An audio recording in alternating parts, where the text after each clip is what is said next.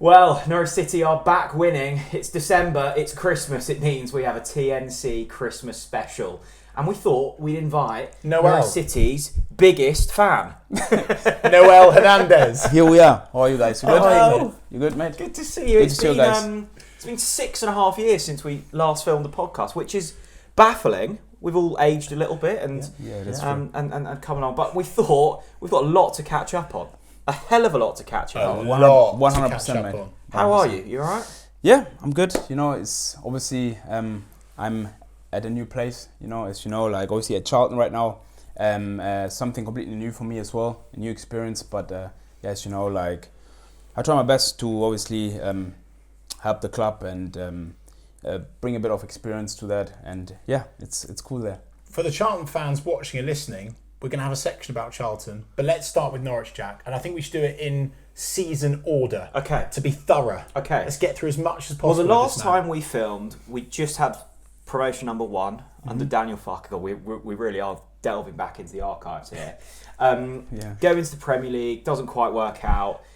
Promotion again, back to the Premier League.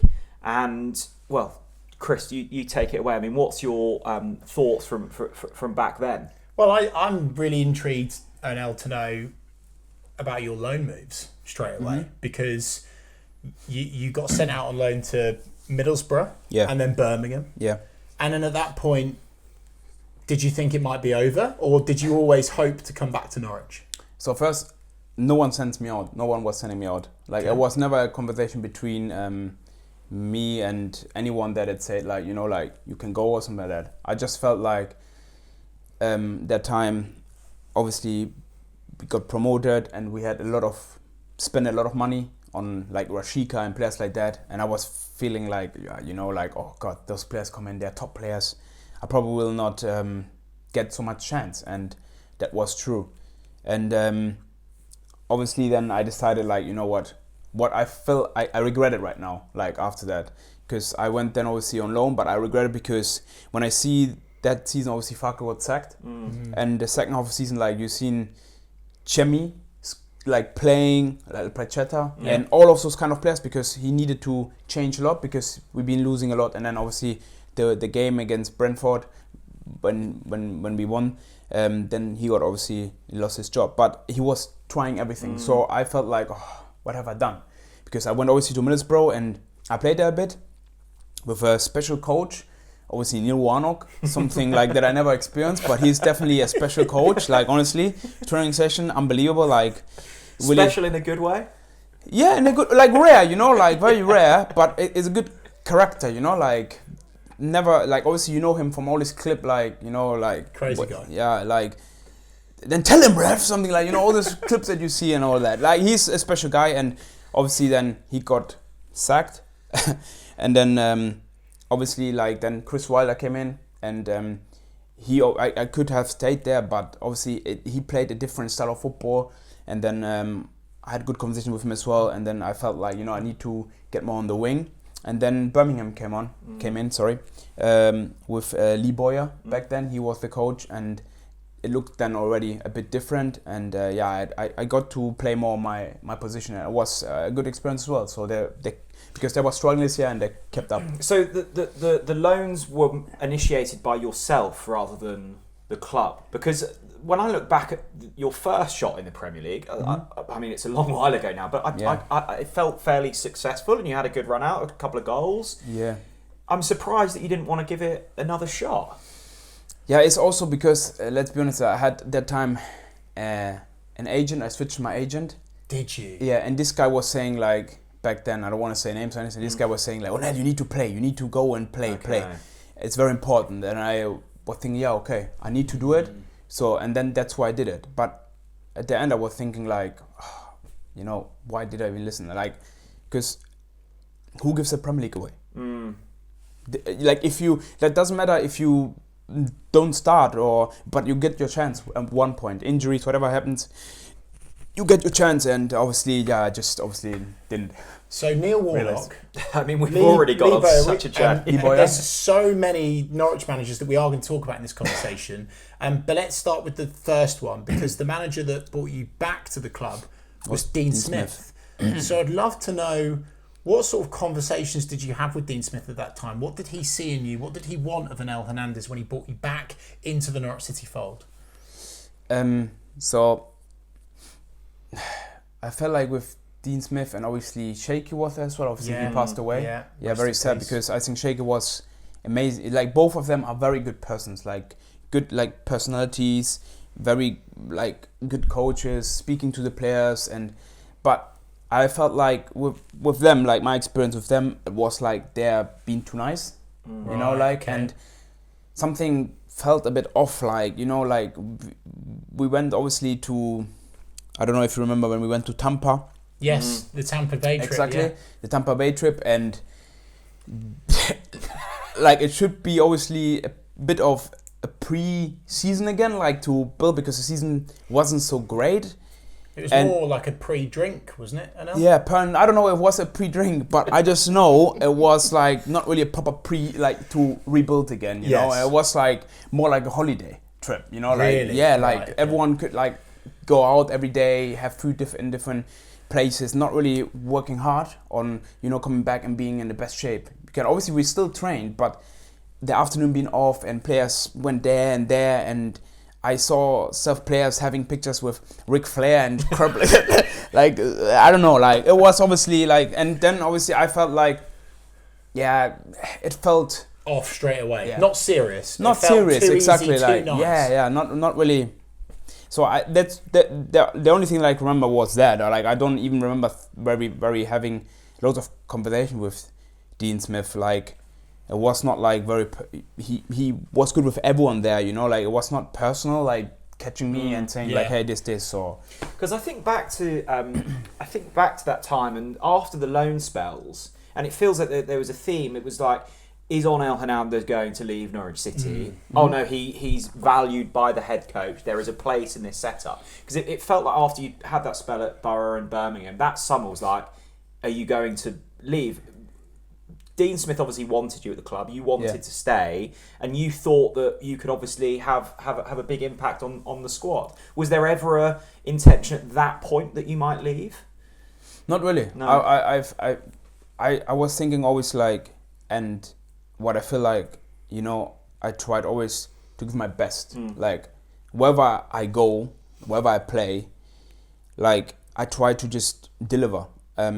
To be 150% on the pitch, to just, it doesn't matter if you give me 10, 15, 20 minutes, whatever it is, I try just to give everything. And I knew that a player kind of myself, you can have in every team.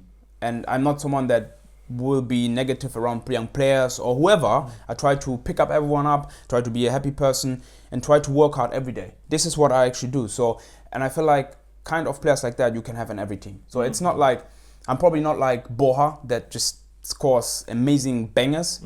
I'm not like Josh Sargent. I'm not crazy as Jonny Rowe, but I still bring something in. I bring effort in, and I still try my best.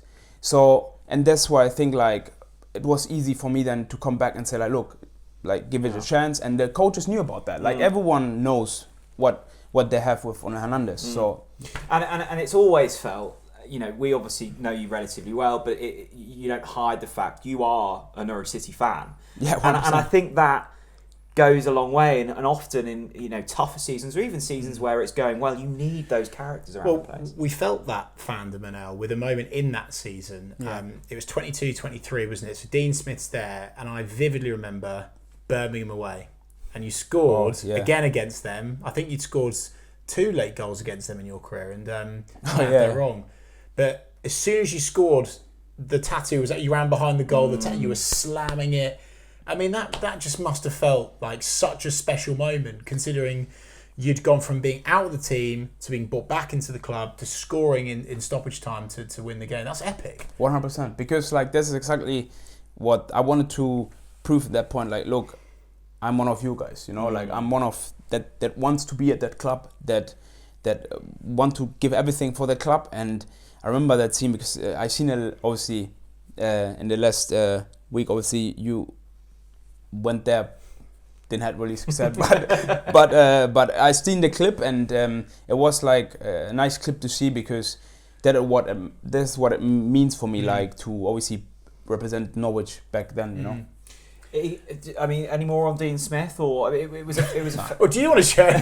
There's nothing anymore to say about, mate. It was from the outside looking in. Onel, the fans were just so bored. We like nice guy, but boring football. So boring. But what was it like? Was it boring in general when you were there? I know you said it was too nice. Yeah. But in terms of the style of football, and I guess could you also see that? You either, does it? As a direct, fast, tricky winger. Yeah, I feel like it was a awkward style of football. I remember there was certain situations where obviously I think Kenny just jumped in as well and had conversations with those guys and said like, basically like, what is that? Like conversation with, because there was someone else that like obviously there was a third coach that obviously done all the training session, and sometimes it was like we felt like we like they treat us like children, like really this is what like it's not, this is a professional game you play, you are here with like adults, and obviously not just children, and sometimes it felt like we are not adapting to that what you want to do. So really, So Kenny had to say this. Yeah, is like not that. Working, No, guys, no. right? He had obviously conversations on a training pitch when something looked a bit off. Like he obviously, because as a leader, as Kenny is, he speaks on behalf of the players. Exactly, and if something doesn't work out, he just tells you. I say, like, look, hey, we have to position us in that way, because it's difficult to be in that position. And this was most of the conversations with them, So Dean Smith gets sacked. Yeah. And David Wagner comes in. Yeah. What's your thinking and feeling around that time? Remember when he was in the rumors and we asked people about him and everything, and everyone was scared already about this guy, because... Scared of David Wagner? Yeah, because everyone was like saying the rumors that you heard about him, he's let players run middle in the week and stuff like that, and obviously then he came in, and then like one of the training sessions, this German mentality, like you feel like straight away, like those German fellas, they're different, like they come in like you can't tell them nothing, you can't disrespect them, because like they will just fuck you. I don't know. No, it's staying in. But no, he's like, yeah. So and then we had a training session, and then I knew this would get a bit dodgy at some point. We had a training session, and then and he'd kill you. And everyone was like kicking the ball and everything, and then someone missed the goal. Like we was playing out from back, and then someone missed the goal. And David, and everyone, really relaxed, oh, we missed just a goal. And David, out of nowhere, he screamed loud, everyone sprint! And everyone looked at each other and started just to sprint all over the place, and no one knew where to stop, because everyone was scared of that. Really? Of him, yeah. Which is interesting, because looking from the outside in, he seemed very calm and and it was the same with Daniel as well. Maybe it's... but I kind of like that, because you said there it felt a bit nice under Dean Smith. There's a healthy amount. You want to be a bit scared of your boss, right? 100%. Yeah, and it's very important. And I had conversation with him personal as well, where he takes you and he said honestly really awkward. And I feel like it's not just me; it's everyone. Mm-hmm. You come in his change room, and he said in his office, he said, "Are you okay?" And I said yeah, I'm fine. So is at home everything okay? Yeah. So yeah, everything is home okay. Oh, okay, because I don't know, I feel you look today a bit different. So no, I'm fine, mate, I'm fine. And he took something like that, just to make clear you're here. And he told you also off. He said look, last game, he took you in and said this is not the way how I want you. You have to do it better. Right. And one best example that he gave me when I was playing under him was when he said, was very awkward. He said to me, there's a scene, I don't know if you remember as well, when we played back then against Hull, and I just sprinted back and got the ball next to Gabriel Sara. I have to maybe send you that later. Yeah. So he said always to me, imagine your daughter is, in the goal. Right. And someone wants to score. Right. Would you let it happen? Okay. And I say like, so he used your absolutely fucking not. Right, yeah. Like, absolutely fucking not. Yeah. So make sure that nothing gets in the goal, like that's what he said. Like, as an example like that, I was saying, I walk out there and I was thinking, what the fuck is this guy talking about, mate?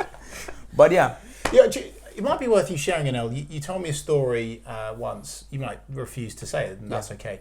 You told me a story once about David Wagner, about that whole kind of headmaster feel, if you like, because on the one hand he was extremely motivating. He'd kind of make you run, and he felt like a good man manager. But then on the other hand, he could really, really tell you off. So you were sometimes a bit scared. Yeah. And I think Borja was on the other end of that, wasn't he? So I'd be interested to hear how he sort of worked with Borja and what you felt about that. Yeah, obviously, it's not just Borja. I felt like everyone was a bit scared about him. What do you mean? The situation with Borja that happened? Yeah. There? What was it when? Was it when he? No, I don't know. I don't want to say that because honestly, My point is, Borja is a player, one of many players under David Wagner, where if he had done something wrong, he was like, "Oh shit!" Like, oh everyone. God. Whereas with other managers, it might be like, "Well, it's okay." Yeah, it's so all right. everyone, because if you being scared of his reaction, you don't know how he reacted. You don't know, because sometimes he was just good in a good mood. Sometimes he was just in a weird mood. Where he felt before the games like, you know what, come, I lift the guys. And that's what was obviously very awkward on him, but also like very good. And then another thing that I wanted to say. With Dean Smith, before, it felt like we played the season just to play football, I don't know. With David, obviously, we worked very hard. We had also Chicho was there, It was good for the Spanish players, like Boa when he came in.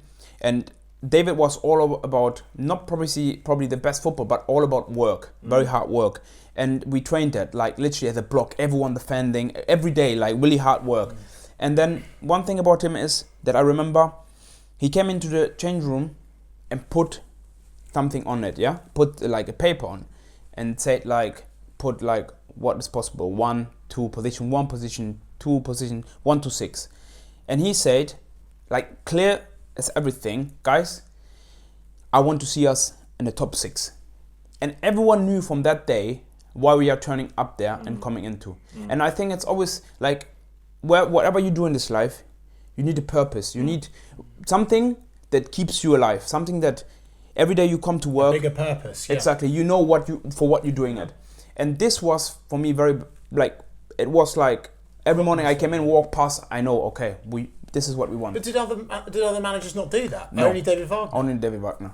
That's why we would probably end up in the top 6. Well, that's the interesting thing, because David had his faults and that team had its faults, but he achieved what he set out. He got them to. He got us to the playoffs. Yeah, we went unbeaten at home. What was it, like 10 in a row? Very long. What is it called? Fortress. Fortress. Yeah, Fortress. It was called. I was thinking like, wow, mate.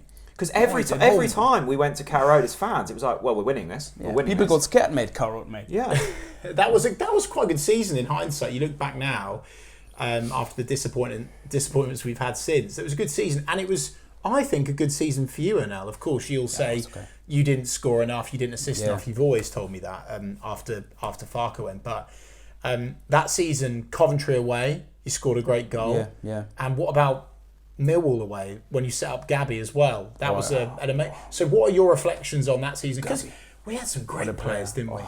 You love Gabby, don't you? Of course, that's mate. why you drink out of his mug. Of course, mate. Yeah, Sarah. Well, what a player he was for us. Obviously, like, it was like a season we had amazing players, like not just me, obviously. We had still, I felt like Boa should play more as well, because he was coming there already. He was very like fiery. Raw, yeah. Yeah, and obviously with Gabi was also a huge difference. Like if he got any chance, like this guy scored amazing goals from out of the box, and it was unbelievable. And Jonny Rowe was coming as well. Obviously, like we had good players, and it was a brilliant season. So I enjoyed it as well. We should talk about the playoffs, shouldn't we, Jack? Because it all ended. Do we have to? It all ended in tears, didn't Yeah. it? But what are your reflections on that, Onel? Because from a Norwich City supporter perspective, I remember a lot of people around that time were like, I don't think this team are ready for the Premier League, or, oh, blimey, we're never going to do that in the playoffs. And obviously we went to Leeds and got our pants pulled down. Yeah. What do you think and feel about that playoff campaign? So I remember firstly I think did we not draw at home? Yes. So at home we draw, so at home was good, and obviously away, difficult place to go. You know, Leeds top club. Obviously now again, as you see there in the Premier League with Farke, yeah, it's difficult. You know, like I know we obviously had good players there, but compared to what Leeds had that day, like. If you see half of the team is not even there anymore, probably in some player in Tottenham, some player play in West Ham. Like it was a good side, and it was very difficult to go there and obviously get something. You know. So, did you feel going into that it was going to be a real challenge? Because I think after that home game, it was like, if we wanted to progress, we probably had to win there. I remember being at Ellen Road. It was, I think. It was a car crash. It was a car crash. But what I was going to say was, I've never been in a football atmosphere that hostile. Yeah. It was rocking at Ellen Road that night, and I thought, oh my goodness, if I was a player out there, I think we conceded early, didn't we? And it was like, oh my god, this is really intense. Yeah, you obviously felt that as well. 100%. This was a great atmosphere. Yeah, it was so loud that night. Yeah, and loud. That's obviously you felt straight away. Oh, that's a final here, you know. And obviously, I felt like, it's just very difficult then, you know. And sometimes you can go there and probably try to put a bit of fight in, but it didn't obviously work completely out for us, you know. What happened in the summer, Onel? So that playoff campaign finishes. For me, just quickly, felt like a kind of final chapter in an era of Norwich City where it was a bit chop and change, and then it felt like Ben Napper kind of comes in, takes over. Johannes Hoff Torup, change of style. It felt like that was a sort of changing of guards, and it'll be interesting to hear what Onel thinks of that changing of guard. Why are you laughing, Onel? Nothing. Jack must know. No, seriously, what do you think about it? Try and keep your composure. Well, and also, what was that summer like for you? Because we're staying in the Championship. It sounds like you had a pretty decent relationship, or at least a working relationship with David Wagner. Yeah. We've fallen just short. The expectations are still going to be, okay, can we go and get top six? Mm-hmm. In comes Johannes. There's a hell of a lot of change. Your future, is it possibly in doubt at that stage at Norwich City? Because it seems like every summer there were mumblings of what's Onel going to be up to. Yeah, so obviously I still had a year contract there, I think, or I don't know, 2 years left. Can't even remember, 1 year or 2 years, I don't know. But so obviously we been thinking, like, obviously we didn't expect David to get sacked. Did you not? Really? Not really. Because all the Norwich fans were like, oh, he's going to go in the summer anyway. Yeah, probably, I don't know. But I mean, like... Did the players want him to stay? I don't know if the players wanted to stay, but what I heard in the change room afterwards was like the players were saying, like, you know, they believed that if he would have stayed, we would get probably promoted the next year. Oh, really? That's what I heard out of the change room. Yeah. Who was saying that in the change room? A few players. I don't want to obviously say the names now because I don't know if they're, but a few players like was talking about, and everyone was saying, like, you know, it's a bit. That was a good squad, you know, Gabby, Borja. Obviously, we knew that we would probably lose Gabby, you know, and it was surprising to see him all the summer with us in the training camp and everything as well. And I was saying to him all the time, like, mate, you stay here, you know, you don't go nowhere. And he said, like, calm down, my friend, like, you know. and obviously he just one day, like, when it was obviously with Johannes Hoff, I think, in Austria or whatever, we went there. Then next day, bam, gone. So Gala, Turkey. Gala, yeah. So and Turkey time. Obviously, like, I felt like it's not our decision as players, you know. We can't do anything, but I felt like it's a bit harsh on David there, because I felt like, I know obviously it was not the most attractive football, but you got playoffs. But if you get, like, the most important in football, and that's what I feel like people forget, is results. Everyone that look back now, no one cares how we played. Correct. But one thing they can remember was the playoffs. So if football doesn't look sometimes great, you know, and what is 100% understandable, at the end of the day, if you get the points and results, no one cares about the game anymore. But you got 3 points. And that's what I felt like we just moved away a bit from that. Speaking of things not looking great, when Johannes Hoff came in that summer, We'd obviously had that time there. First game of the season, I'm preparing for my first Canary call on BBC Radio Norfolk, and we hear from internal sources before the game, guys, big news, Jonny Rowe has refused to play. And it was all kicking off. And Adam Eder had gone up to Scotland, hadn't he? So I really want to know from you, Onel, what the hell was going on behind the scenes around that time with players coming and that Jonny Rowe situation? What happened? Yeah. So, as far as I know, and heard that obviously Jonny Rowe, we know that he is a decent player. Played a good season as well. Yeah. Scored amazing goals. I remember the one against Hull City where he just run through everyone and just bang. So good. Like, what a good, amazing player. He had obviously offers from a lot of other clubs, and as far as I know, he had also loads of conversation with the responsible at Norwich City that he obviously wanted to move. You know, he wanted to obviously approach a new challenge. You know, he is a young, talented footballer, and if some bigger clubs knock on the door, it's sometimes difficult. Played also for England. Yeah. It's very difficult for players like that to just obviously not to progress. Progress. And obviously the club wanted to keep him as much as they can. And somehow I felt obviously like what Jonny did that day was not like because he didn't want to help the team or anything. You know, it's not about that. It's just that he felt obviously like he wasn't 100%, you know, because if you're a young player that got like contacted and your agent tells you this club calls for you, this one and this one, you feel like, oh man, this is my chance now. And not everyone is different. Not everyone is like, can handle it. Like, as an example, Max Aarons back then or Gabriel Sara being that way. Yeah. Like, no, not everyone can. Some players are different. I have emotion, and he felt like that he wasn't 100% to play for us at that moment.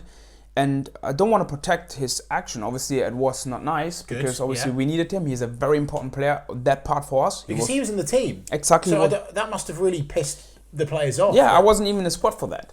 You know, I wasn't even in the squad that day. I remember that, and I was thinking, whoa, okay, surprisingly, but I understand the player perspective 100%. Because he was not ready, and I feel like there's not just a player, there's someone else that also have to manage those kind of situations. And I felt like he was a bit let down as well there because with his agent, is that what you're saying? I don't know who it is who is responsible for him. Okay, but it was a bit like not really like explained him too much. But I know also that he came like honestly it went over months. And he was talking to the responsible ones at Norwich, and every day he went self-knocking on the door by himself. Right, okay. Like, I think for a young lad to do that, because most of them are like, as an example, there's other players at Norwich that never did that. They never would knock on the door, but he went there and said, look, give me the chance, I want to go. Right. And I remember when I was younger, before I came to Norwich, I remember that. I wanted to come to Norwich, and the guys at my old club back then, they didn't want to let me go. Right. And every day I knock on the door and say like, please let me go. It's my chance. It's changed my life. And they didn't listen to that. They didn't want it. I think what you're saying, Onel, is Jonny tried to do it the respectful way. Yeah. Many times. Yeah. And it wasn't happening. Yeah. So then he listened to his agent's advice. Obviously poor advice, wasn't professional. You're not defending that. Yeah. And that was the end of it. So that season in charge was Johannes Hoff. And what was he really like, Onel? I'm really intrigued. I know the answer, but everyone else doesn't. What was he really like in your opinion? I'd love to get your thoughts and opinions on that because he came in obviously was managing in Denmark, and he came into the group at Norwich. And what was the kind of initial kind of man management, if you like, of him with the group? So firstly, when he came in, obviously he sounded very interested. Like for me, as a very interesting person, like a good coach. I remember when he was there, I think we had every day a meeting before the training session, every day. Wow. He brought a philosophy with him. So that's not sorry, just because people don't know. So every day, but with other managers, you wouldn't have a meeting before every training session. I don't think there's someone that we did that. Really? Yeah, I think he was the only one that experienced. We had it with Farke sometimes, but not as much as with Johannes. Johannes, had a structure, a philosophy. He knew what he wanted.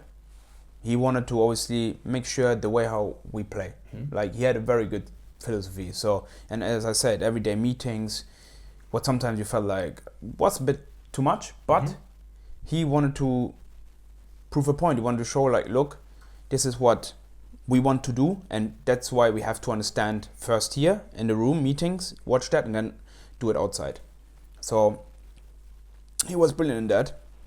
And obviously, yeah, so what do you want to know? What was he like as a person, and how did he manage the group? Because as a younger manager, I mean, that must have been a bit of a challenge. So I'd be interested to see how he responded to that now. And as well as that, what was the intention? What was the objective of that squad? Did you all think that you could get top 6 again?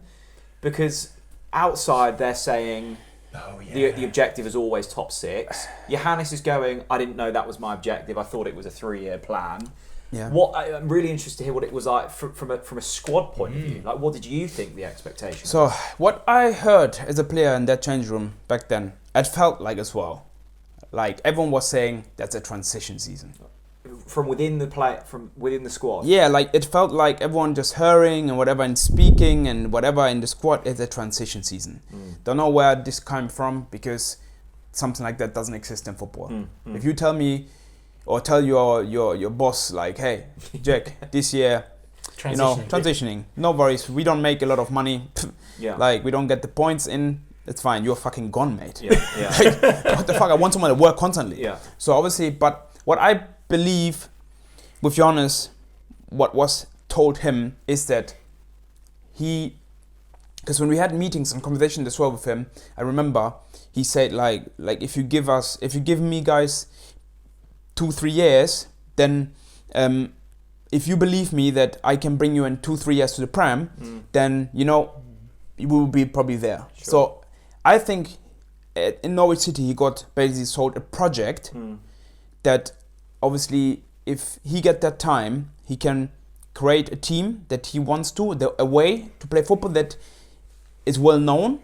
and then go from there, and maybe in the next few years probably being up there. But at the end, it didn't somehow work out like that, because... Should they have stuck with him? Oh yeah, 100%. 100%. Why should you... Like, you saw, I don't know, like, obviously... Good attacking football. Good attacking football, and we saw as well that we had great phases in that season where we won good games, I don't know, amazing results, a lot of goals. Josh came obviously back, was amazing. Boha was amazing. It was not like, obviously there's a spell sometimes in football where probably you can't win every game. That's normal, and it looks obviously for everyone, it is frustrating, I know that, but with Johannes, you be not in that position where you are right now.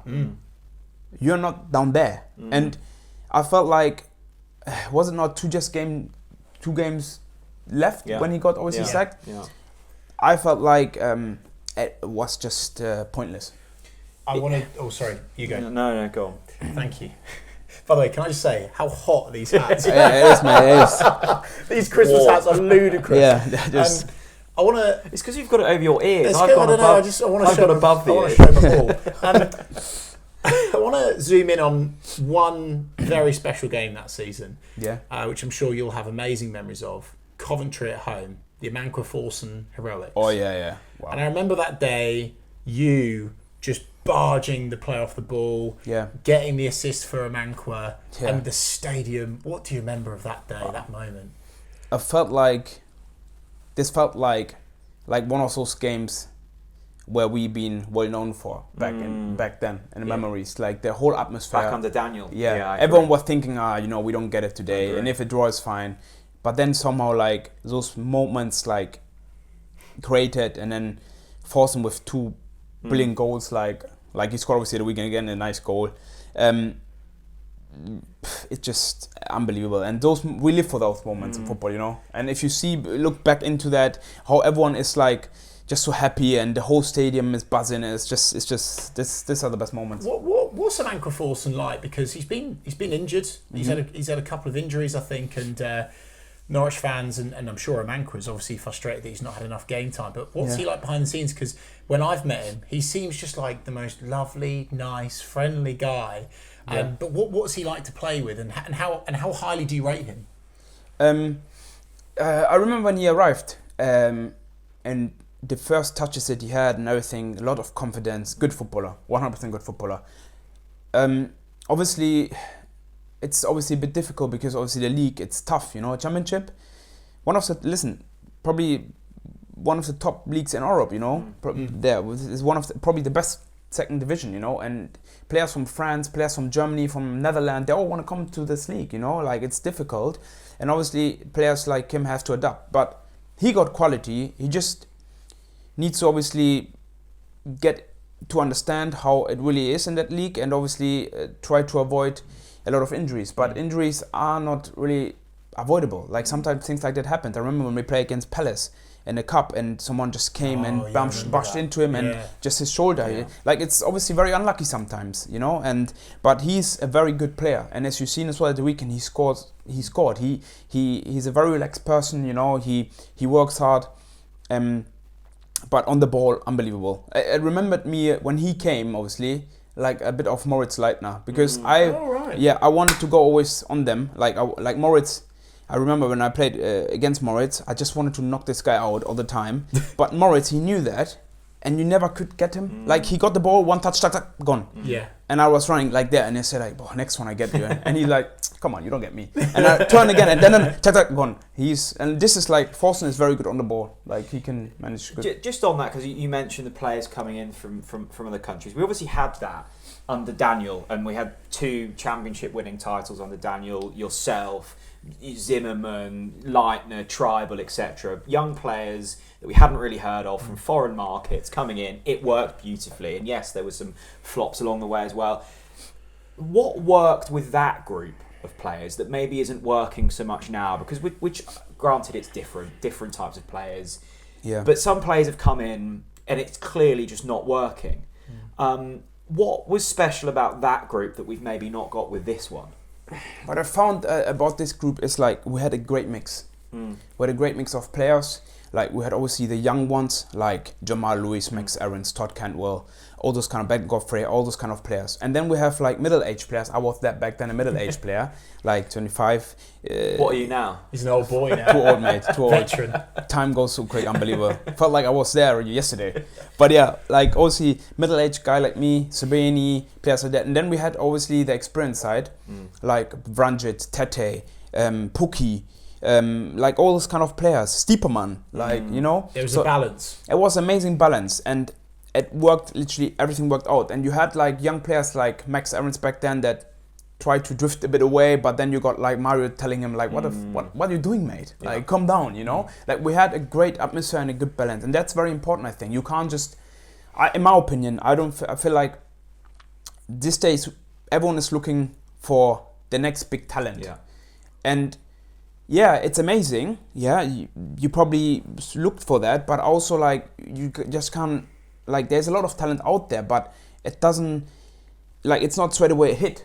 It needs a lot of work and preparation for that. And this is what basically Daniel back then did very well. Like I remember I felt like Stuart obviously give him those players and Daniel could work with those players and bring him to the next level. That's what he did. So there was a great balance between that. Do you think it's a mentality thing as well, Onel? Because, I mean, it's something that we've questioned on this podcast this season. And obviously yourself, having come from abroad as a foreign player, what was that? I mean, because now we're looking at it, well, they've not got the mentality for this league. They're not tough enough. They're not strong enough. But do you think we're wrong on that? Do you think they just need time? Is it as simple as a case of, well, they just need time? Because I just feel like back then, I mean, disagree with me if you want, Chad, that those players, when they came in that era, yes, there was a little bit of time, but they seemed to hit the ground running more. Or am I forgetting that? I don't know. Like, what I know is, like, I don't think that, obviously, like, look, when I arrived, everything was a bit new for me. I moved into a new place, new language, but I adapted quick. Like, I remember Emmy as well, all those kind of players. But one thing was not changing is like going to the training ground and fighting. Like, I remember those. Like, I had fights with Emmy on the training ground. Did you? Yeah, like not like physical or something like that. Just duels. Right. Like okay, fiery duels. Yeah. Fiery duels. This guy, he didn't want to give the ball away. Yeah. So I need to be on him, want it back. And he came, so it was a slight tackle. And I jumped and I said, like, next time I kill you, you know, like, but like all the time, constantly. And those things make you stronger. Like every day, I felt like training session being amazing and everyone brought like 150% in there. And it was physical, it was strong. And not just, like, I felt like, because we all came, like, that group, yeah? And remember, like, was being players that came from clubs that, like me, I came from a second division in Germany and I played a bit football, but it was something completely new. I wanted to go to Premier League and I wanted to fight for everything but I can. And it's not just like Christoph Zimmermann. It was an opportunity for everyone to come in here and put something on there. And they put it on play. Like, they just worked hard and it worked out. And I don't know, like, when I look back there, look at the league, mate. What for players been playing there? Jack Grealish, like loads of top players that play probably now as well in the highest level. Maddis, all of that. Like, so you can have a bit of time, and I needed time to adapt as well. But one thing I knew, when I go on a pitch, I just have to fight. And that's, I don't know, I felt like I can't compare it to right now, because I felt like as well, like Norwich is completely different. Back then we didn't even have that facilities that they got there. Yeah. Back then we had like this little crap shed where we had gym sessions, and we worked there hard as well. But yeah, it's completely, I don't know. One of the things that started to happen around that time, Onel, with Johannes, is the heat, the temperature, the criticism for you got turned up. And there's lots of things said about you. And I just really want you to kind of open up about that. I mean, by your own admission to me, you told me that I've not scored enough, I've not assisted enough. Yeah. I know you had a couple of big injuries at the end of your time at Norwich, but I'd like you to open up to the Norwich fans about that and how you feel about your performance levels, because you were heavily criticised at that time. Yeah, so I feel like, obviously, one thing is, obviously, I don't want to search excuses and everything. As a football player, you get a lot of criticism these days. If you not score, if you not assist, if you don't win, like, what do you expect? Like, what do you expect? You can't be angry at people for criticizing you. You get paid a lot of money. People paying to come to travel all the way, and then you deliver fucking a shit game and lose. Like, obviously, it's normal, and it's not nice. It is not nice, because obviously sometimes you feel like, but you have to obviously put it to the side and try to deliver, because when we back then won every game, everyone loved us. Yeah. No one ever criticized us.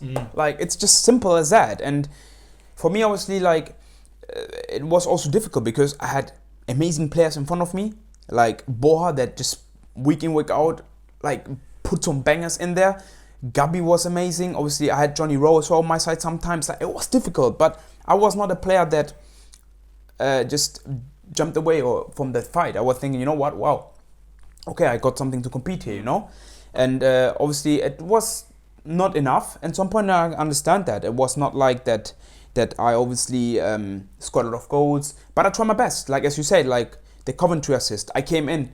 Like, I still tried my best to get in there. And obviously, it's very difficult sometimes as a player. Like, when you play like 10-15 minutes, not everything works out. Like, you need consistent games. You need to play more than 10-15 minutes sometimes. And it's very difficult, but I still came in and tried my best. And obviously, at the end, I got criticized from a lot of people, and that's normal. Like, I don't have nothing against that. The thing I find challenging, Onel, with you, with the criticism, and look, let's not beat around the bush. People know we're friends, right? So I'm trying to, take my Onel Hernandez glasses off and not be biased towards you. But I think the thing that always annoys me is people are like, oh, well, he didn't do enough in his whatever it was, 5, etc. years, or how many years? 8? 7 years. 7 years. Yeah. And I agree. I don't think you contribute enough goals and assists. But I think the thing that never gets factored into the conversation is the 2 loan moves. Yeah. Is the fact that the manager, Dean Smith, brought you back into the fold because he knew of your ability. David Wagner knew that you could create an impact on the pitch, come on as a super sub even then. Yeah. And then at the end of your time at Norwich, there were 2 big injuries and I remember you saying to me, I think it was this pre-season with Johannes, you said, Revo, I'm going to be the fittest I've ever been. And you got to the fittest you'd ever been. Yeah. But then you got injured. And that must be really frustrating for you, right? Yeah, it is obviously very frustrating as well. And very difficult phases then that you have as a football player. But you need to obviously keep going, you know. The thing obviously as well is then obviously you see the other guys doing very well. Then it's very much harder to get into a team. You can be fit as much as you want. If the other guys are scoring and contributing and doing good things, then it's difficult for you to obviously get into the team. I remember obviously back then as well, when was it? The second time, 1920, when we got promoted again. Promoted again in the championship. The team was winning every week as well. And I remember me and John Hugel always came in and we tried our best. But they did so well. Yeah. So what you expect? You can't do nothing else, you know. But you still have to keep going on. That's the way. I want to maybe ask you something a bit different than that, actually, which is I don't think it's normal for a player to have your mindset. Meaning, most footballers, and I might be about to offend you here, but I just believe it to be true. Fine. They are. I have to start. If I don't start, I'm gone. I'm not. They're not good. I don't like them anymore. But it feels like to me, because of your personal life, your story coming from Cuba, how you were brought up as a kid, you feel like so grateful to be in a position that you are okay to just help the team. However that... Am I wrong? Am I right? No, you're absolutely right. I feel like it's just, obviously not just my background, it's just something that I learned over the years. Because there's no point to sit down and cry, and think trying to play miserable as a footballer. It's no point. You need to deliver on the training ground. You need to come every day, do your work anyway. You get paid for that. So it doesn't matter if you play 10, 15 minutes, you get a chance and you can change everything with that. So that's how you have to think. Your mindset as a football player has to change there. I know it's difficult, and as a younger lad, you don't know that. You feel you know what? Why I'm not starting? This player is not better than me. I have to play. I scored this many goals. No, but the coach probably decided that way, and you have to accept that, come in and show him that he's wrong. Yeah. This is how it is. And this is an easy mindset I think that I had over the last few years. It changed me from when I arrived, and I understood, you know what? At the end of the day, when the team has success, I have success as well. It's not just me. I'm not a selfish player. I'm not arrogant. I'm not an egoist that think you know what, I have to play or play that rule. No. If I can contribute something to that team, if it's on the pitch, in the change room, or wherever, and everyone benefits at the end of that, that's the most important thing. What was your relationship like with Johannes? Because it was obviously it ended up being your final season at Norwich. You've obviously, and people know, you've got your YouTube channel, you've got your TikTok, and you enjoy that, and that's a hobby of yours. Yeah. I recall there being a little bit of discourse in terms of the rumours surrounding that you wanted Johannes sacked because of a couple of comments. What was that period like for you? Because obviously your future is somewhat up in the air. I assume you want to stay at Norwich. Norwich is struggling a bit in terms of league position. Actually, now that we look back, it was actually not as bad as what it is now. But I'm just intrigued to see how the final 6 months for you plays out at the club. Because for a long servant, the relationship you had and continue to have with the fans was special and hasn't been replicated since. It kind of felt like a little bit of a sour ending almost, and that's a shame. Yeah, so obviously with that situation... Sorry about this hat, by the way. You're so hot, aren't you? Yeah, I'm burning, mate. I'm burning. But it's fine, man. So obviously with that situation, look, I remember that day, specifically that day, because obviously it was an awkward day and I couldn't even understand. I obviously... because I did YouTube, and as you mentioned already, and all of that, and I responded on people messages, but never in the way on YouTube you see the thumb up, thumb down, and a heart. And I was obviously most of the time because I was connecting to the people, fans, whoever they are, and there are people that commented, Onel, you are crap in football. Why are you even playing football? And I put a heart on.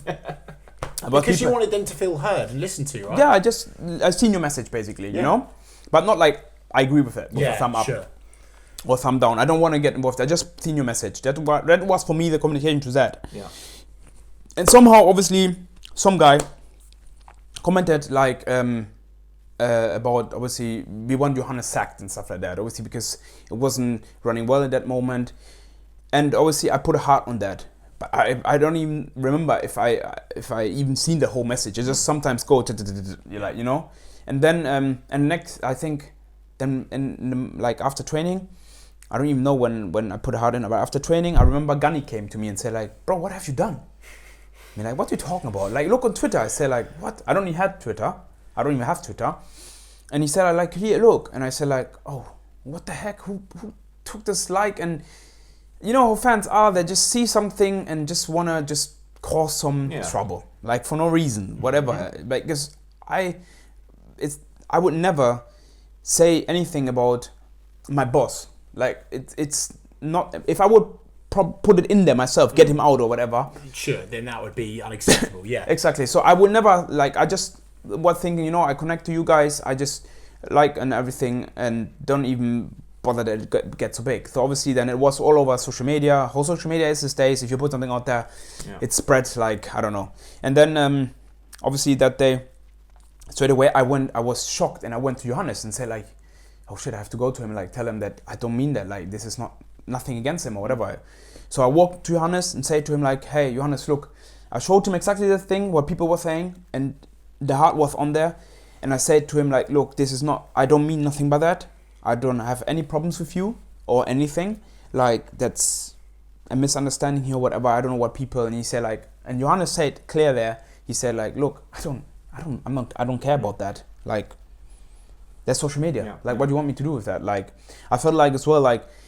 And he was okay with you making your videos and absolutely, like there was no issue with that. He got filmed all the time. Yeah. Like, you know, at the changing room when they put a GoPro always on, no one asked us to do that. No one asked us for permission to say, like when probably I walk with my naked ass out around there and I didn't want it to have. No one asked me about that permission. So they put a camera in and GoPro in and they filmed Johannes because obviously for him it was important to show the way how he wants to coach and everything. So obviously, I explained to him and he said, like, look, I don't have a problem with that. It's social media. Like, I'm not into it. I felt as well from him, like, he felt like he is focused on something else, mate, out there. It's football. Like, it's not like the whole, there are coaches that back then with David, when I put a stupid video, TikTok video, whatever, David came and said to me, like, hey, next time if you do it again, you get a fine or something like that. Yeah. That's how it is. It's not important, mate. Yes. Like, people have their life, and some people like Toddy like to dance on TikTok and do like some nice stuff. Obviously, like it's up on them. There's their free time. So, but I didn't mean nothing bad on that. And Johannes knew and understood that. I think people forget that your whole why behind doing social media as a player is that you wanted to have a relationship. You wanted to connect with the supporters, and that's something, Jack, that football fans like us crave, right? Because we don't want boring, soulless robots that just say the same thing all the time. We want to feel a connection. So would you agree that that's why you did it or not? No, absolutely. And I wanted to show a bit, like scenes that you don't see those days, that no one films.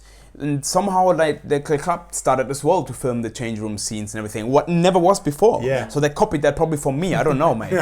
So, but at the end of the day, obviously then I was thinking, okay, it's fine. I didn't mean something bad by it. I explained them that. And then in the evening, I got a message from Ben Napper. And then a message said like, hey, I want to see you tomorrow in the morning in my office. And then obviously... So at this stage, you're approaching the final few months of your contract. Yeah. The sporting director of the club messages you, come and meet me. Are you assuming, oh, here we go, new contract? Absolutely, mate. Like, I was... calling my agent saying, hey mate, Napa is on my phone. Tomorrow you can expect a new deal, mate. Yes, 1 year more. We had an option. Amazing. So yeah, obviously didn't end up like that. Didn't end up like that. Turn up in the morning, knock on the door, say, hey, what's up? See Neil Adams walking out of that door. And then it started, and he been like very angry at me. Ben was angry with you? Yeah, very angry at me. Had you seen him like that before? I never seen it like that before. Like, well, I didn't even see him a lot. Like sometimes he just get his coffee. Most of the time I see him just on the phone, like in the training ground. Yeah, sure. Like ghosting around. But then he was very angry in that situation and said like, you are not, what are you doing? you can't do that. It's not professional, and you destroy your legacy here, and all of those things. And I was thinking like, okay, like I explained them. Look, the same what I explained a few minutes ago. They're saying that I explained Johannes. Yeah. And I feel like, was it an excuse to finish your time at Norwich? Do you think maybe, or I don't know what it was. It felt very awkward because it seems irrational, just not important. It was definitely not important, but obviously with what's going on at that time, what was very interesting, obviously not good results, Johannes under pressure. I think things like that obviously added up probably on him. Like it was very awkward, and and I had obviously a feisty conversation there with him where we obviously mentioned there. He said like to me, in the last 7 years you didn't contribute a lot. And then he said like... What? Hang on. What? Like you've won 2 titles with Norwich. Well, but he said like... Can you say you've not he said I didn't score a lot for us and all of those things. He said very not nice stuff in that situation. And I'm honest and open with that. And he said also like, we definitely don't get an option here. Right. This is what he said in that situation. That was when you knew it was over.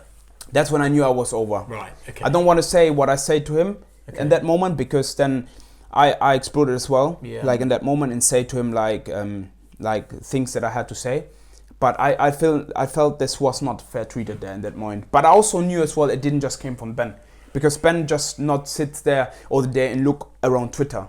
But I didn't felt like it needed to get that way because I seen worse things, especially lately, worse things on social media. And I got 2 game suspension for that, I remember, and I also had to pay a fine. Where was this? With obviously after the with Johannes, okay. 2 games suspended, and I got a fine for that. Right. So and obviously I knew that. Okay. What sort of fine did you get for liking a post on TikTok? I think on YouTube. I think 2 weeks' wages, something like that. 2 weeks' wages, something like that. Yeah, I had to even pay. when you explained your reasons to why you did it. Yeah. It was obviously... That seems crazy. It was... I felt like very like in that situation, and I said to them, look, I'm not posting nothing anymore until the end of the season. They said then to me the next day, no. After everything was settled, after I apologized for what I did, they said to me like, no, it's fine. Keep posting. And I said like, no, I'm not doing that. Like it was very, very, very awkward in that situation. I felt like, I don't know, what can I do as a player? I'm just an employee. It was an interesting final few months for you, Onel. Obviously, that situation, there were some other bits and bobs. Do you think you could have contributed if that option was extended in your contract? And I guess, do you think you would still be here if it wasn't for Ben Napper's decision? If it was someone else, maybe? Probably. Obviously, what I think in football is like, as far as I know, it's like when someone new jumps in, he obviously wants to get his players in, yes, his signings, and obviously need to get rid of probably what's not from him. Like that's what I think. I believe except for my option here, then I believe I could have contributed to the club still. Like everyone knows that I love Norwich City. Everyone knows I had my time here, and I believe I could definitely still do my best for that club. So, but I don't know, like obviously if someone else would be there, I don't know how he would see that, but as long as I know, obviously with him, it changed everything there. There was another player where everything changed, and it was very obvious from all of the content we've seen over the years that you were best friends with a certain Nunez. I said to Jack beforehand, to be honest, and I want the Norwich fans. I said to Jack, I don't want to talk about it. And Jack said, no, I think you should because they were best friends, etc. So, what happened with Marcelino Nunez and Ipswich, and what did you know, and what conversations have you had with him since or beforehand? Please just share as much as you feel comfortable to do so. And I also just want to say, because when obviously the Nunez news came through that he'd been sold to Ipswich, and Chris and I were obviously fuming, more with Marcelino, but also the club. We've sold a player to Ipswich, And then we get the feeling as fans are like, have we overreacted a bit here or whatever? My favourite piece of content from this year was you sat in your garage basically saying that you were going to sort of snap Marcelino. And I thought actually, no, he gets it. Onel gets it. And we are right to be angry about this. So I just want to say thank you for that, because that was a very amusing and actually a unique and truthful bit of content. And you didn't have to do that. So I enjoyed that a lot. I mean, I just spoke for everyone, I think, at that time. You did, yeah. So, yeah. But yeah, so obviously, I knew about that before, because Marcelino was always talking about that. Like, look, I knew about Boha, that he probably will leave in the summer because he played an amazing season. We talked all the time. I felt like Marcelino obviously had conversation with me where he talked about, like, look, those blue guys knocked on my door, and I said, like, well, you know what it means, like the fans and everything. He knew about everything. Like, he knows he's obviously not the smartest guy, but he knew what was going on between the rivalry and. Well, he'd scored against them. So exactly, he knew exactly. Yeah. He knew he was a hero here for everyone. Yeah. He knew that. But the thing is with him, obviously, I knew also the part of Marcelino is that he was a very hard-working guy. Runs probably 12k every game and stuff like that, like really hard, like working, because on his phone you seen he had like World Cup and whatever. He wanted to achieve a lot, and obviously we've seen like players leaving and all of that, going to big clubs. He probably got upset, like obviously thinking like Gabi, Boha, all these guys, and he wants to do that as well. So obviously they knocked on, and I said to him, like, I can't believe Norwich will ever let you go. Impossible, mate. And he said, like. So he's come to you and gone, Ipswich are interested. You've gone, there's no chance the club are going to sell you. There's no chance to the club. And by the way, I should interject at this point, is this isn't just in that window, is it? It was before that window. They asked before for him already. Yeah. So, and there have been other teams as well. I don't know, like some other clubs as well. But I said to him, like, look, I don't believe that they'll sell. Yeah. They will never sell you to them. Are you joking, what? And he said as well to me at that time, look, I don't mind if I go like now or just in the summer. I can play a good season and then everyone wants me because I'm free. That's what he said as well. So he was not a troublemaker. Let me interrupt you. Yeah. Right, well, this is really important because Ben sat in your very seat, Ben Napper. Oh, really? And Did he? Okay. Quickly, where is he?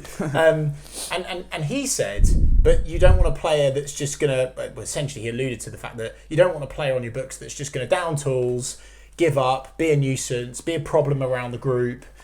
That seems to be the narrative from the club. But are you saying that Nunez would have just got on with it for one more season until he became a free transfer?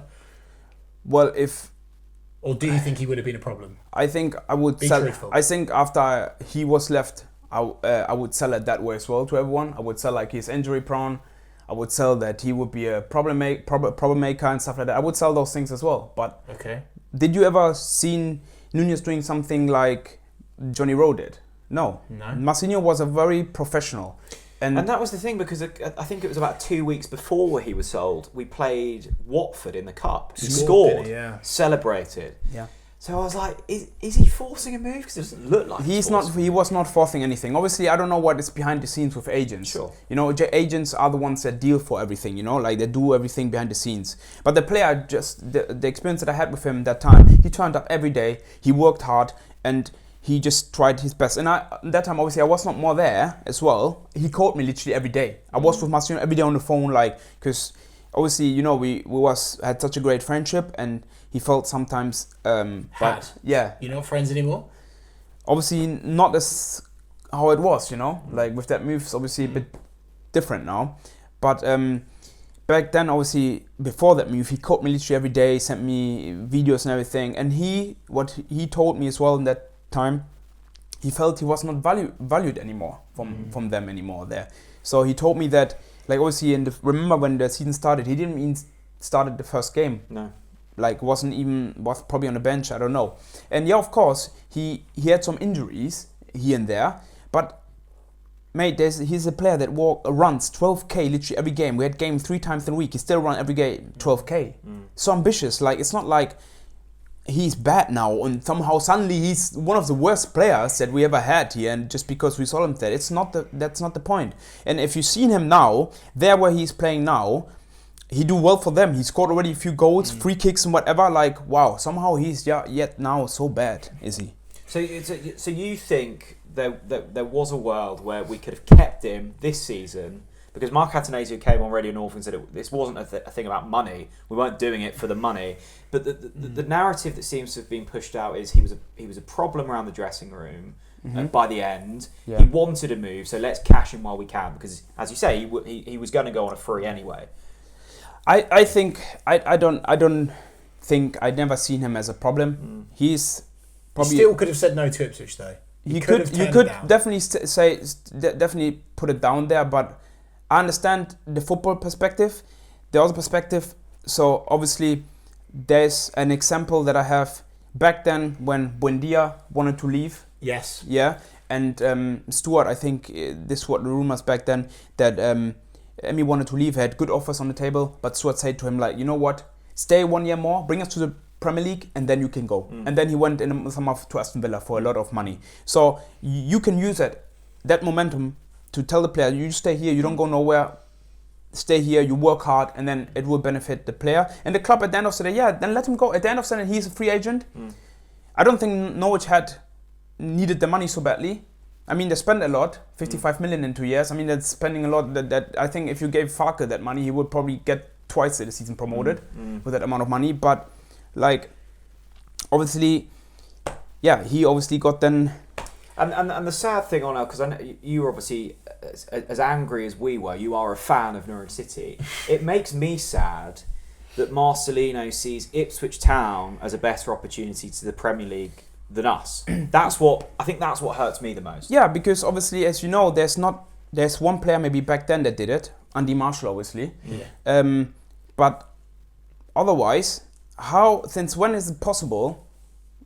They can have as much as money they want. We have money as well. Norwich has money a lot. How is it possible that someone can sell you a better project than Norwich City can? With the facilities that Norwich has, with everything what Norwich has, because I don't think in this Championship League, no one has that facilities. I tell you that how it is. Like when wherever I've been and left, like I spoke to Boha last few weeks as well, and he said he's obviously in Porto. He said like, I said, how's Porto string on? Is it like Norwich? He said like, nah, mate. Really? Yeah. He said it's good. It's good. Not as good. But not like this standard. So this is like a luxury. For everyone that comes in here, this is a luxury. I know Onel is a proper Norwich fan, Jack, because he just plucked Andy Marshall out of there. Like he's done his research. So and speaking of that, Onel, I want to kind of move forwards now into kind of like I want to talk to you about your connection with the Norwich fans, because we're not just saying it. It's players come and go. We'll always be here forever until the day that we die. We might die sooner because of the shit football that we've had to watch. But the point is, you have a unique relationship with the club, because by your own admission, you would say, look, I won 2 titles, but I didn't score enough goals towards the end or get enough assists either. But you've just got this relationship with the Norwich fans. Like, why have you... I know, of course, and we are going to talk about Charlton, by the way. Yeah. Why have you got yellow and green blood? And why do you love the Norwich fans so much? Sat in the Barclay. Yeah, yeah, with you guys, obviously. So, obviously, like, the most important thing I felt like when you come to a club, you have to identify yourself with the club. You have to understand what the club is about. You know, you have to understand, like, every perspective of it. So, and this is what I learned.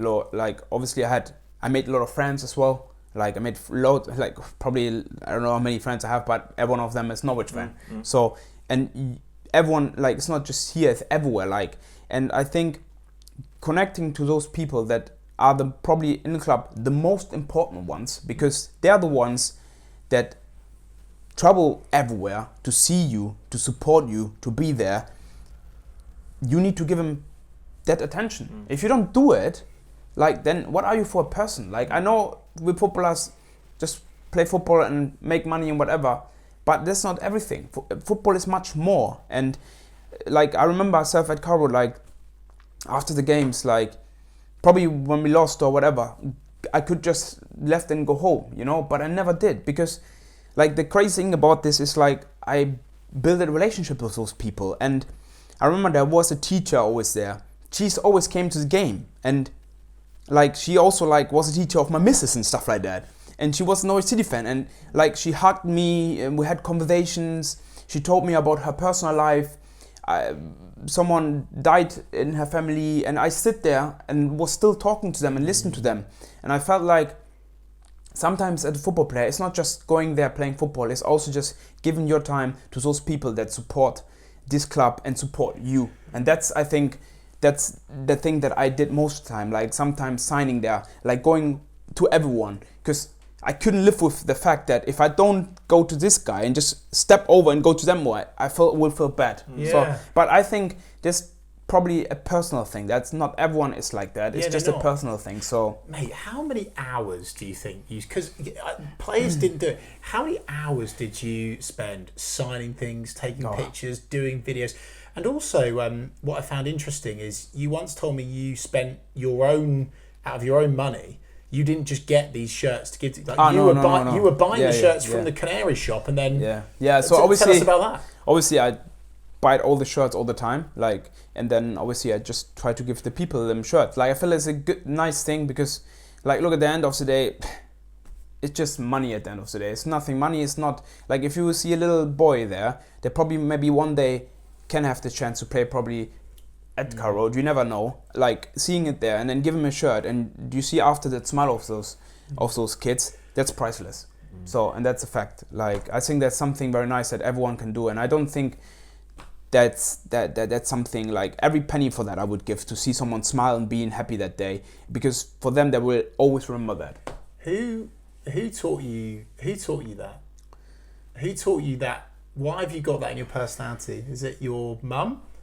No, I think it's just because obviously, like, you know, when you see what's going on in the world, where I grew up, where we all come from, like my background in Cuba and all of those things, I think that's something that's absolutely usual, you know, that's normal. Like I felt like always like, yeah, I'm a football player, and sometimes I see people running at me, now, like when I walk through City, like saying, oh, Hernández. And I feel like it's a bit awkward, like I'm just a normal person. And I tell them as well, like, he said, like, no, you're Onel Hernandez. Say, like, no, mate, I'm the same as you. I drink water like you, obviously play a bit of football and stuff like that, but I'm not different.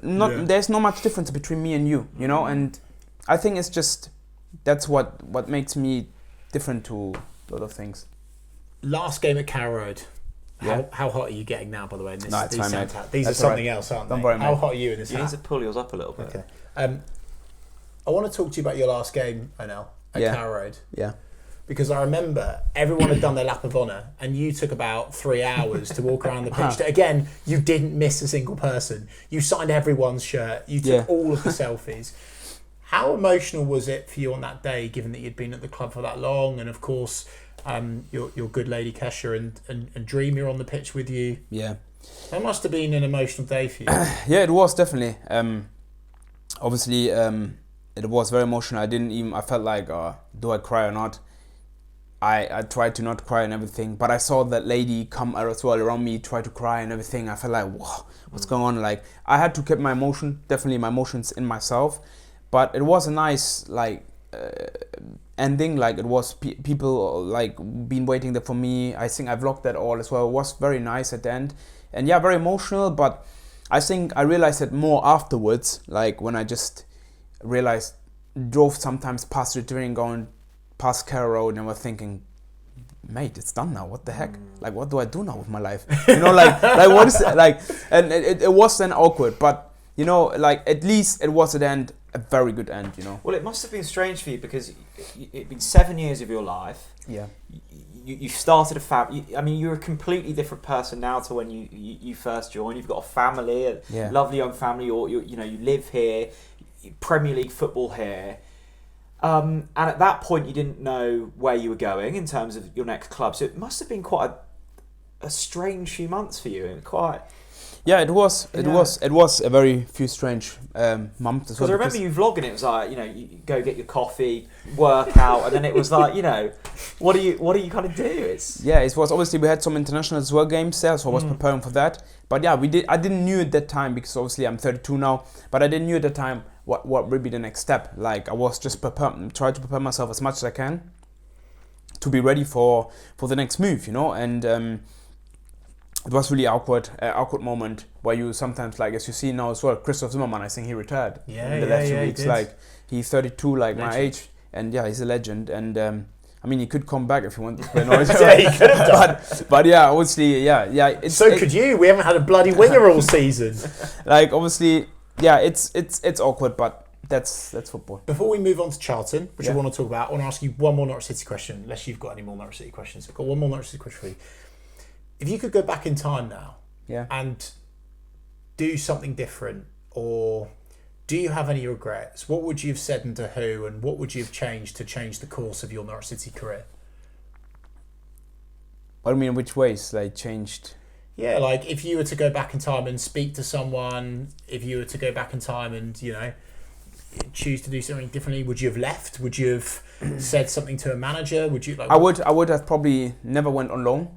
You would have fought for your place in the Premier League. I would fought for my place I would never have left. I would worked hard, and obviously I would probably never put a heart behind a comment. Of course. Charlton. I must say, when I saw that you'd got the move to Charlton, I thought, good work, because Charlton, big club, great stadium, big fan base, on the up, good head coach. There was obviously rumours of who you were going to, and I know how many of those were true or not, but you must have been delighted when Charlton came calling. You know, London based, it's not too far, feels like a really good fit for you. And having seen tweets, Facebook posts, the fans seem to love you as well. I think I saw a photo of you at was it Euston train station or one of the train stations? Yeah. You've bought into the Charlton fans as you have done at Norwich, which is lovely to see. Yeah. So basically, obviously, I was training before I went to Charlton with Sheffield Wednesday. I was there first, done some training sessions, but obviously they go through a lot of difficulties there and everything, and then somehow it didn't work out. And so obviously Charlton knocked on the door, and I spoke obviously to Nathan Jones then, and obviously I remember when I walked in and he straight away said like, I know you, I know you from back playing against you, and I know you got experience, and I like you like as a player, like obviously show me what you got and everything. And then like obviously before that, obviously I trained with them, and like he liked what he was seeing, and and then obviously I signed for them, and it's been amazing, you know, like they're building something, you know. They're obviously been playing last season in League One, but they're a very good side, a very hard-working side with a lot of young talents that will really work hard, are very hungry for the next opportunity, and it's nice to be there and compete with those guys as well. It's not just turning up there, no, it's just competition every day as well. Like, it's very lovely.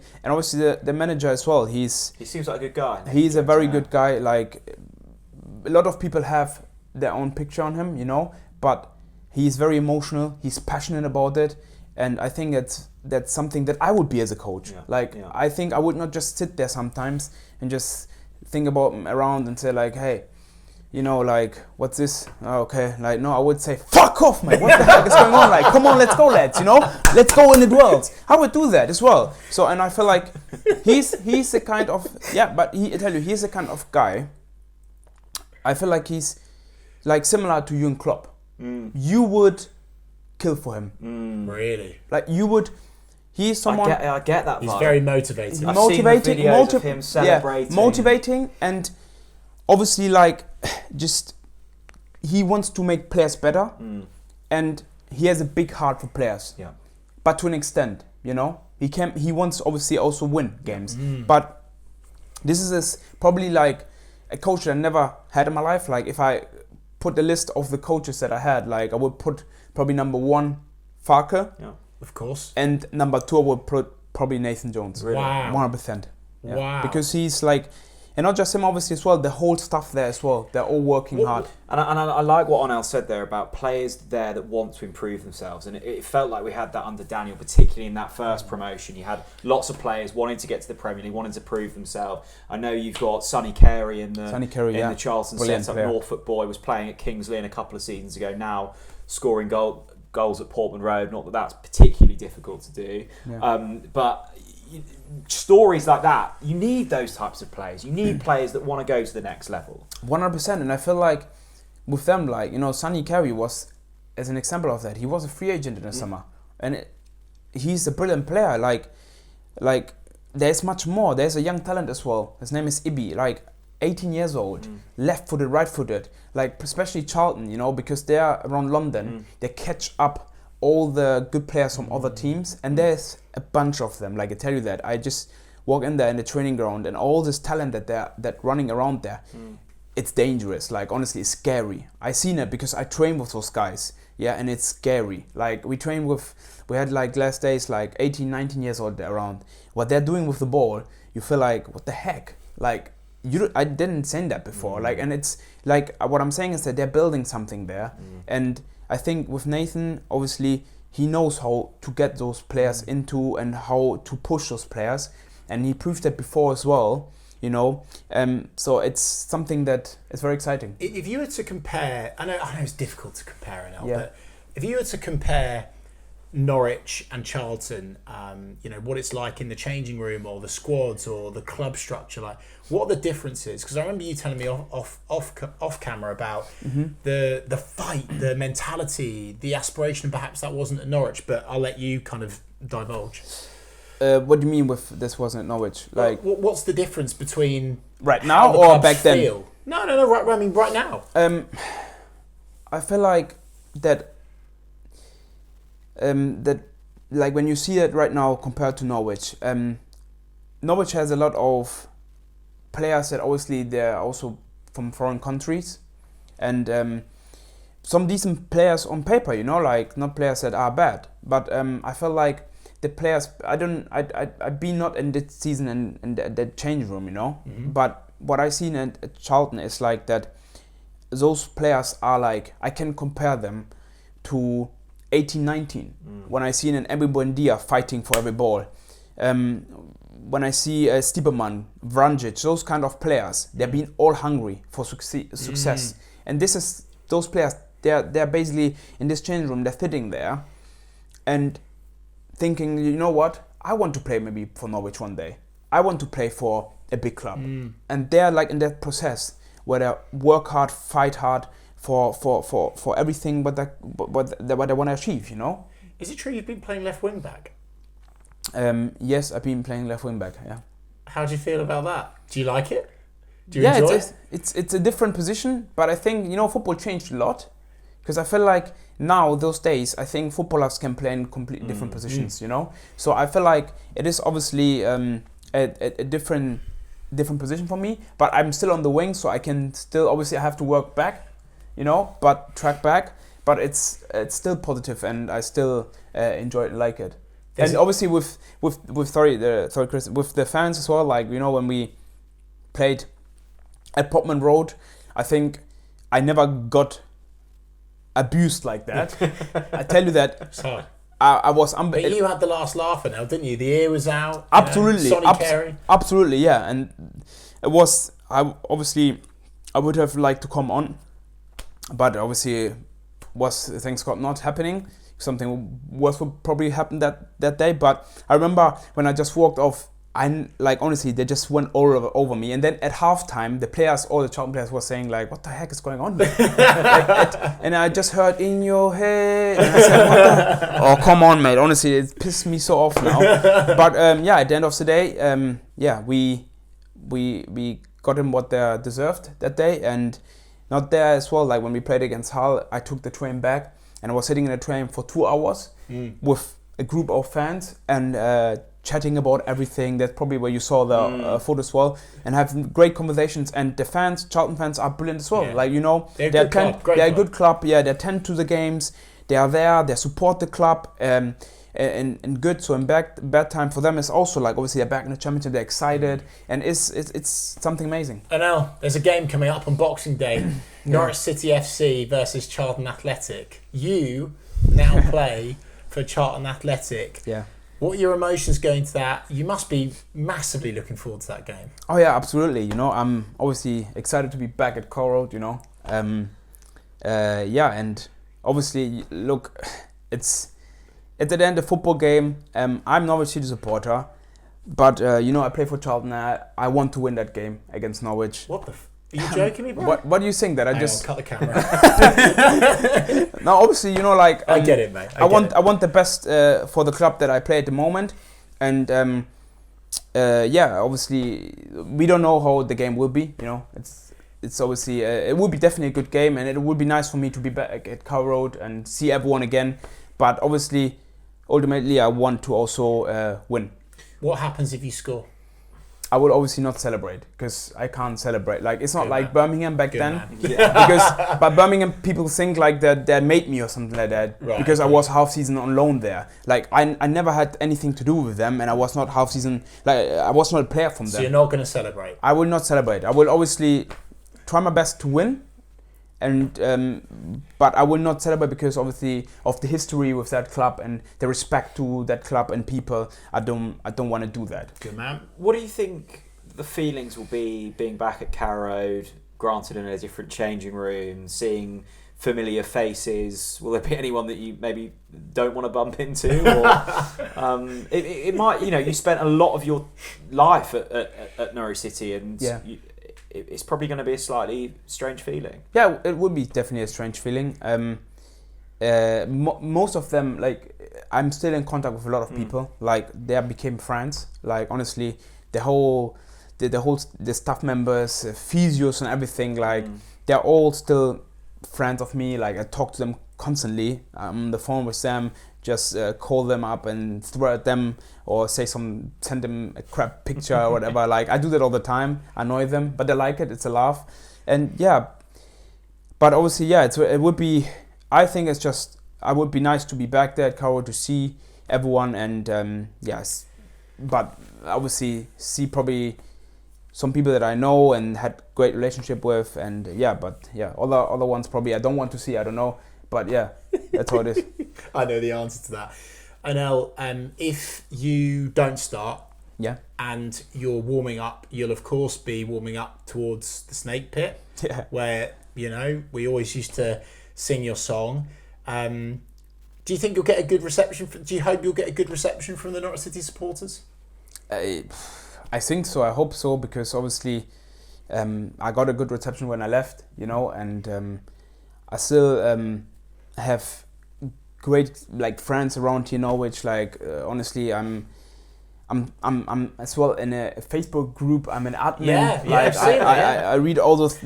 Like it's not like I'm not seeing anything. I look into everything, every comment, and I know what's going on. Like as a fan, obviously of that club, you know what's going on. You know in which position Norwich is at the moment, and obviously I feel as you and everyone else, I feel as well. You know, like it's a tough time, but also I see the positive in that. Like I believe that with the quality you got still there, and on paper and everything there, the players are still there, self with tough injuries this year, I believe Norwich will not get relegated. Okay, this is what I believe. Good. I think it's tough, and you got seasons like that, but I believe that they are, at the end of the day, will be not relegated. If people are obviously don't like some certain people at that club, if this changed, don't know, don't know. Yeah. But I heard your voice 100% as me as a fan. If I would not play football, I tell you, I would probably be sitting here with you and discuss that as well. He's told me that so many times. 100%. He's the new co-host. He's like, I had a message. Chris, I watched your podcast. What Jack says, I don't agree, or I agree, and it's like, I love that, mate. It's good. Because obviously you guys are probably, like, honestly, my stepfather in Germany, he watches your podcast. Really? Yeah, he watches your podcast, everything. Because if you want to know something about Norwich, you are the guys that tell everyone about it. And you do, like, you're growing, Chris and Jack. You both are doing a great job, and everyone knows that. everyone knows how you guys, you're passionate about this, you're passionate about Norwich, and you feel you in bad times like now, and in good times you're always there. So I think it's obviously. I haven't paid him to say that, by the way. No, I'm just. It's just the truth, and I watch everything, but I know news and everything. Jack nearly uploading every day video up there, like middle of the evening when I send you and say like, what the guy drinks a coffee at 8 o'clock in the evening, talking about the situation. Like I watch these things, you know, like everything, every podcast and everything. I watched it because I'm also interested, and you share a lot. So you don't think we're going down? I believe that it is not actually. I don't know how the season will end, but I believe it is not possible for that Norwich side. Too good to go down. I feel like they are too good to go down. What will happen at the end? There's just words, you know. It's on the pitch. They have to obviously show it on the pitch, and I don't know, like, if obviously this will change at a certain point. But you obviously got a new coach that sounds like very optimistic, hardworking guy, as I've seen so far and heard. So I believe with him, like getting like some players to run, and then being tough on them, I think it could change a bit. Yeah. And so I believe you might take back some of that nice stuff when I say I will of course give you a good reception when you're warming up down the line, Onel, but best be assured when you step onto that pitch, and especially if you come near the Barclay, boo! I'll be giving you so much grief, mate. Don't do it, because if you get me angry and I score, then I wouldn't dare. I will just come purposely just to you and look to you into your eyes, you know. But yeah, it will be obviously a good thing, and obviously like I'm excited. Whoever play, like if I start or not, if I come in or not, playing against players that I know, like Fisher and Jack Stacey, whoever knows, like players like that, that I know would be a good duel. Onel, thank you so much. Yeah, mate, honestly, just thanks for doing this. You didn't have to. It's a lovely Christmas special. We know how much you give a shit about the Norwich fans, which is why you wanted to come on. And so grateful for your time. So grateful for your friendship. So grateful for your genuine love for Norwich City and everything you did. Because no matter what, people can debate all day long, but you have 2 winners' medals around your neck, right? And you know, we will always remember Onel Hernandez for not just what you achieved, but who you were off the pitch and how you treated us as supporters. So, my friend, you're not going to cry, are you? You better not cry. No. I'm grateful for those words, obviously, and obviously grateful for you guys having me here. And obviously, like I know for myself already, like after my career, I will probably sit on social media and support the club like you guys. Maybe we'll be a 3. TalkNorwichCity might have a 3rd. I'm not too good as you both, honestly. Like but I'm probably the one that always will swear and stuff like that. So, but yeah, I think I will. After my career, it's another point. I'll probably support that club as much as you guys do. Bring on Boxing Day. Absolutely. Bring on, mate. Thanks so much.